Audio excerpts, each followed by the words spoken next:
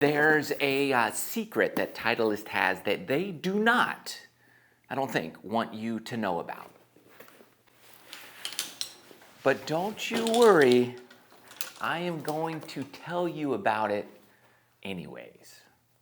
The new Titleist T150s.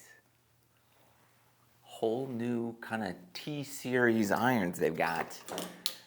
We're going to learn about, and I'm going to reveal the secret. It's no joking. It's for real. Starting today, Titleist is announcing their new release of their new iron series. Well, it's a add-on to their T-series irons. They have a new T100, they have a T150, they have a T200, a T350, pretty amazing, and some new U505 utilities that we will discuss as well. And then I will reveal the secret to you, because it will make more sense after we go over the new technology, and then we will put that secret to the ultimate test to see if it's really worth what it is. You'll get it as we go, but hopefully you'll pay. I don't want to reveal the secret too soon because I kind of want you to figure out what it is on your own. But it's pretty spectacular, and I think it's great. I think it's a great thing they did. In a nutshell, these irons are an improvement over the previous generations, which I have nearly all of them. But what they've done with the new T-Series 150s, 350s, 200, all those, is they have better turf interaction, okay? And then they have a whole new process for the tungsten weighting that they have in there. It's this ultra dense D18 tungsten and a 2000 degree aerospace brazing process that gives Titleist engineers precision with their center of gravity placement, delivering outstanding MOI, launch dynamics, all in a solid, fully forged design. All right, I kind of read that off their release, but they've got some new process with the tungsten. So ultimately what they've done is they've improved the tungsten that's in here, and they've given you better sole design, and they've given you just a better looking club overall. So basically you just get better control, accuracy, consistency with their new design. I still don't know how to program this thing, but you can, so it stops by itself. All right, so I went and I got fully fit for the T150s. Now, they make a T100. That's kind of like for your scratch to, let's say, 7 to 10 handicap. Then they make the 150s. Let's say that's scratch to maybe 12 to 15 handicap, depending on what you like. And then they have the T200s, which would be, 7 to 15 handicap type of player. And then they have the 350s now, which would be your higher handicap. Maybe you're looking for a lot more distance, a lot more forgiveness, and you just need a little extra height and pop on that ball. So that's kind of the new lineup currently. However, most players, pros, most players out there, and highly recommend this for everybody, but most players have some type of combo style set. And so when I get fit, that's usually what I do. What I got fit for was the 150s, and I got pitching wedge through 5 iron in the 150s. Then in the 4 iron, we have the new T200s. Then in the 3 iron, we get a lot more forgiveness, and we got the new U505 with the Tour AD graphite shaft. So we have the 150s through the 5 iron, and then as you go longer irons, you want more forgiveness, so we step it up, get the more forgiveness, higher launch in the T200s. Then we get even more forgiveness, more launch angle, and height, all that good stuff in the utility 505. And we have also this steel fiber shaft, which was a 95 grams, so steel fiber. It's kind of that hybrid between a graphite and a steel shaft. Steel fiber. There you go. That's typically how the fitting process goes. You get kind of a mix-up of different clubs so that you have maximum forgiveness throughout the whole set. That's why they make different models all together at the same time, so that you can do stuff just like that. This is my current gamer set right now, and I'm using the T100S. And unless there's some dramatic difference between the 100S and the 150, I'm going to stick with the 100S as my gamer set. And we're going to put them to the test against those as well. Let's do some comparisons between the new T150s and previous generations and models of the T series irons that they released in the past. So here's the 100 versus the 150, just so you can get an idea of the differences. And just looking at these together from behind, they look very similar in shape. Now they have a new tungsten design in the 150s compared to the 100s, and the 100 would be just really the most, let's say the top players would play those, so a lot less forgiving. And in the 150s, you've got a bit, as you look on the bottom, the sole is a little bit larger, so you have a little more forgiveness in terms of turf interaction there. And you're going to have some more tungsten weight in the back to give you a little more lift on the ball. Other than that, they look fairly similar. Now, looking at the top line, that's where you're going to see the major difference. Looking down on the clubs is the 100s and the 150s are going to be a bit different because the 150 is going to have a thicker top line. What's the top line?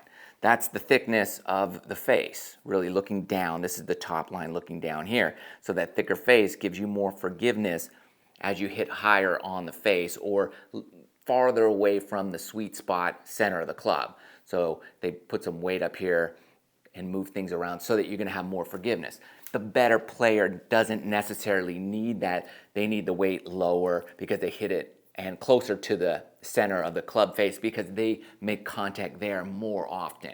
That's why the off-center hits with the 100 are a lot less forgiving than even the 100Ss and the 150s and so on and so forth.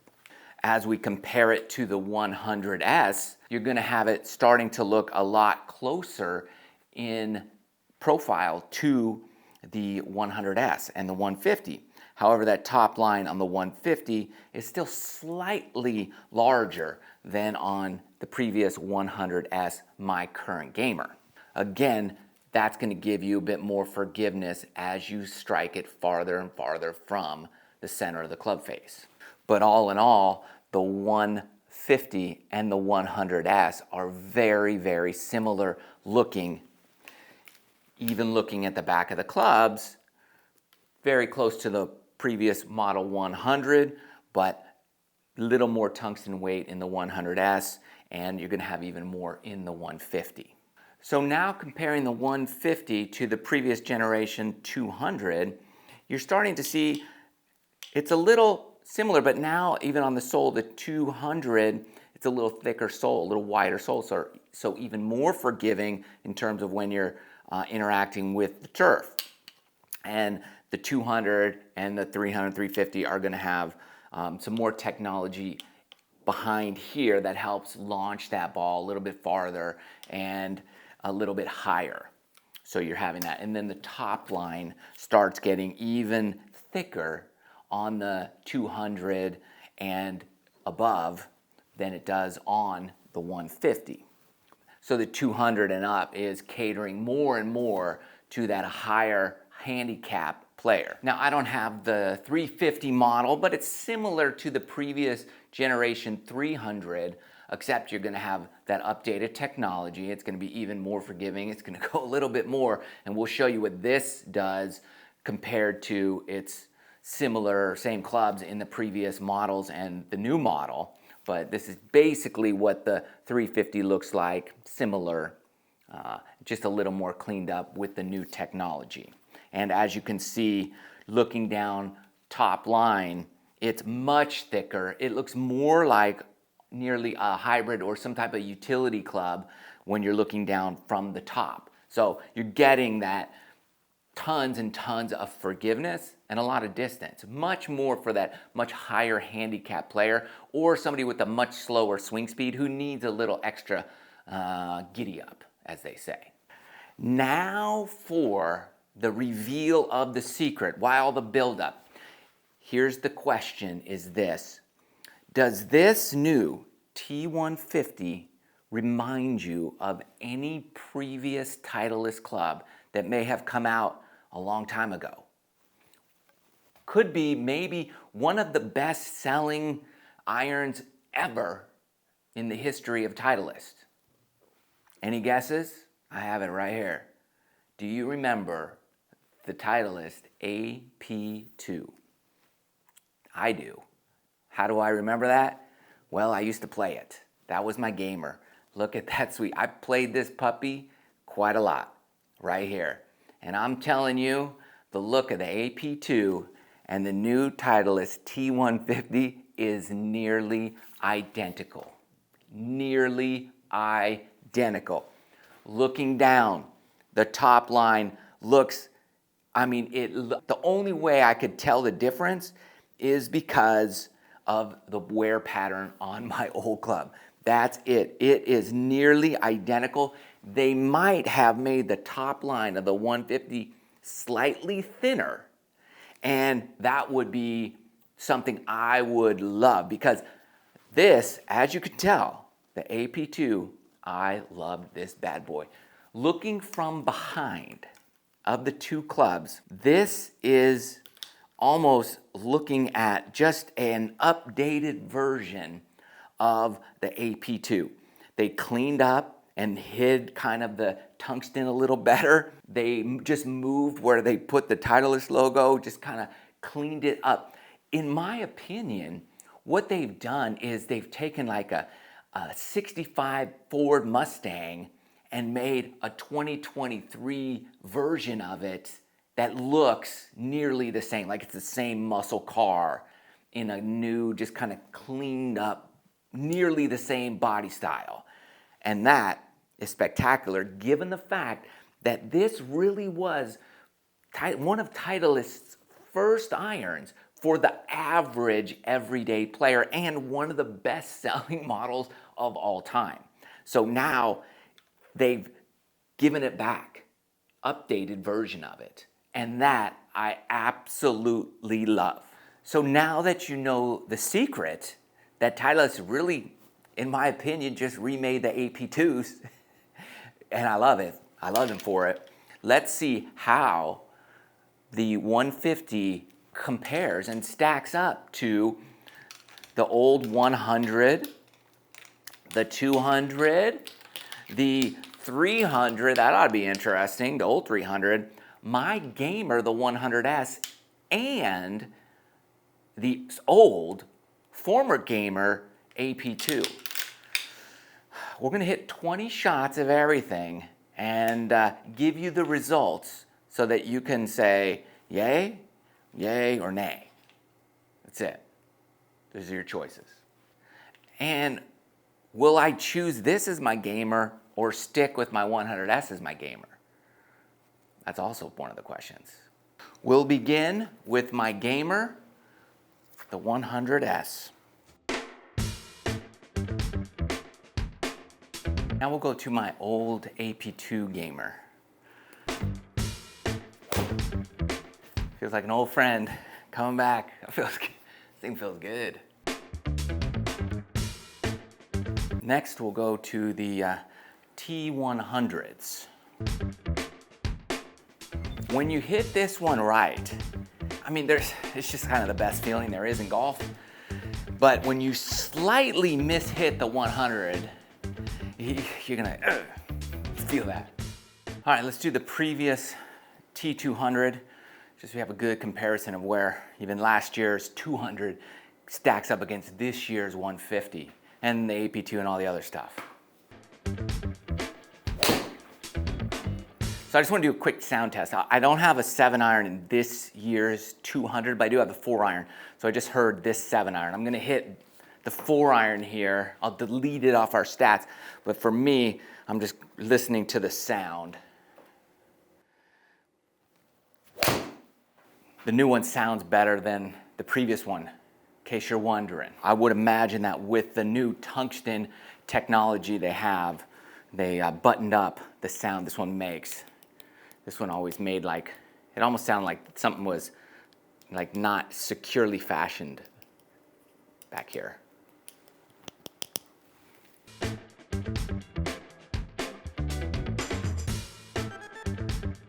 Now this is the 300. I don't have the 350, the new one, but this should give us a good idea of what the 350 would do. I mean, talk about even more forgiving. I mean, the 200 is going crazy.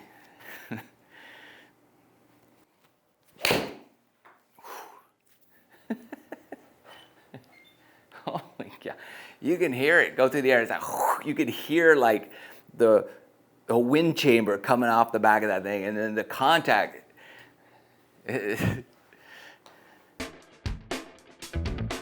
Why would you use the 300 and above? Obviously, if you have a really slow swing speed, something like this model is really going to help you.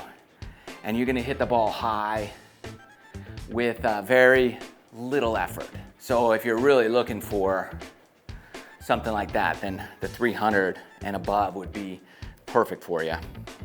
Let's look at where we are first with our data, and then we'll jump on the 150. All right, we're hitting all the same clubs. This is my current gamer. Average club head speed, 83 miles an hour, carrying 158, total 165, 5900 spin, let's call it 6,000. Landing angle is perfect at 48 degrees. Ball speed is 113. All is good here. I could work on my dispersion a little bit, but you get the idea. 7-iron, kind of here in the studio. Now here's my old gamer, the AP2 from about 2008 or 9, and swing speed comes down a little bit, ball speed's down a little bit, landing angle's slightly lower but still great. Spin is a little bit higher, so getting a little bit more spin, and 151 carry, 159 total, so a little bit shorter from my old gamer, but look at that dispersion pattern. For the most part, it's pretty tight compared to everything else. But the ball's just not going as near as far, and it's spinning quite a bit more. Here's the T100. And as you can see, like I'm kind of all over the place. Club head speed's 81, ball speed's 110, and it's carrying 50, 151, 150. It's almost like the old AP2, to be honest with you. Spin rate 6,100, and a lot of that's from just mishits. I would imagine not everything's as pure as can be. Probably hit a few that were really solid, but that's where you need that little extra forgiveness. That old T100 isn't as forgiving as even the AP2s and obviously my current gamer. Then we bump it up to that T200, the old model. Club head speed actually picked up a little bit, so you can swing that one a little faster. Obviously, slightly different shaft. Ball speed's a bit higher. Landing angle is at 48. That's great. Carrying it a bit farther at 164 with less spin. So more carry, less spin, 5,300 spin. So they really kind of knock down the spin rate, gets that ball up in the air pretty good, and it goes a long way. But again, the feel and control isn't necessarily where I would prefer it. And then here's the T300 from the previous model generation. Just imagine what the 350 might do for you here. But we're getting 117 ball speed, 169 average carry, 181 total, and 4,900, like not much spin, so you don't have a ton of stopping power. And interestingly, that ball's coming out lower. The landing angle is 44 versus 48. You kind of want above 45 is ideal, and the higher you can get it with good spin, you have better stopping power. Obviously, the higher it comes in, the steeper the angle, and with more spin, it's better than less spin. 49 is a bit low. Now, if you look at them all, let's say grouped together, try to pick, you could see the misses with that T300, it's kind of all over the planet. So not ideal for me. I would say, what's the tightest dispersion pattern here would be, gosh, it's kind of a toss-up between my gamer in the white and the blue, which would be the T100s. Pretty tight dispersion pattern. And my old gamer, man, that orange is looking pretty tight as well. And typically it's all about the misses. When you're missing shots, that's really what you want to look for. So the white, I mean, there's a couple off, but that's what I'm comfortable with currently. The red is pretty good. That's the T200. I'm just not happy with, let's say, the spin of it and some of the misses and the sound and feel. But the new one did feel pretty good. But I just had the 4-iron in that. That's why I went with that one in those longer irons. So those misses aren't going to be as costly as with other clubs. But we're really interested to see how the T150 stacks up currently versus my gamers, the old models, all the other stuff. So now let's put it to the test. It has an advantage because it knows what to beat, disadvantage because it's going last. I've hit a bunch of shots. I've taken some rest. It's time to do it. And what should you be looking for when you're testing out new clubs? Where do you want to be? Distance, dispersion. I think I'm comfortable with my distance unless we lose a lot. Like I like to keep it around where I'm hitting it. But if we can get that pattern in tighter, that's going to be better ultimately. And we're always looking at what are those bad shots like? That's what I want to see. Is my bad shot in somebody's pool or is it just in the first cut or second cut of rough? That's what we want to know. Already, I will say, after 2 shots, the feel is phenomenal. Now, it's a combination of the steel fiber shaft and the head, but it does feel very, very solid. No slappiness. All right, I did not delete any shots from anything I hit. The only one I deleted was that 4-iron. I kept everything. So it's not like I cherry picked and took off the worst 3. No, we kept everything. Let's see what the 150 did. Okay, T150. Club head speed on average, 83. I don't know why I'm swinging a little faster. Ball speed is 116. Landing angle, 48. It's coming in pretty steep. Carry was 163. Total 170, 5,900 spin rate. And on average, I had 1 foot of curve. Like I didn't have any curve. The ball just went straight. Let's look at the grouping of this and see if there's anything that stands out compared to the rest. All right, we're always going to hit a bad shot or 2. I just have 2 left, 1 short. That is a tight grouping, and it's nearly as far on average as the T200. I might have to reevaluate my current gamer setup. This thing's pretty special. What do you guys think? You know what I did feel like? I felt like we took this AP2, which I absolutely, as you can tell, loved, and just gave it a full-on makeover and created the T150 with us. I mean, it's the same, but way better and a better shaft. I didn't think I'd be sold because I just got the new shafts in the T100Ss. But after seeing these numbers, we're going to have to check it out on course. Stay tuned. Thanks for watching. Hope this helps. Let me know your thoughts. Love you guys. See you next time.